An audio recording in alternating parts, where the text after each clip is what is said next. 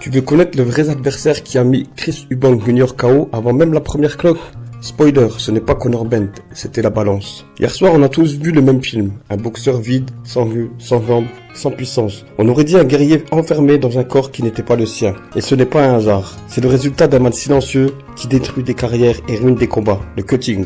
Le cutting, c'est cette perte de poids express, souvent en 24 à 72 heures, où l'athlète se déshydrate volontairement pour entrer dans une catégorie. Sauna, suite, diurétique naturel ou non, restriction d'eau, alimentation quasi nulle. Le but, rentrer sur la balance comme un squelette, puis remonter sur le ring comme un monstre, en théorie, parce qu'en pratique, c'est une roulette russe. Quand tu coupes trop, tu détruis ton équilibre interne. Tes électrolytes chutent, plus de jus. Tes tissus musculaires s'assèchent, plus de puissance. Ton cerveau flotte dans un désert, diminution du temps de réaction. Ton système nerveux panique, adieu la lucidité, adieu le plan de maths.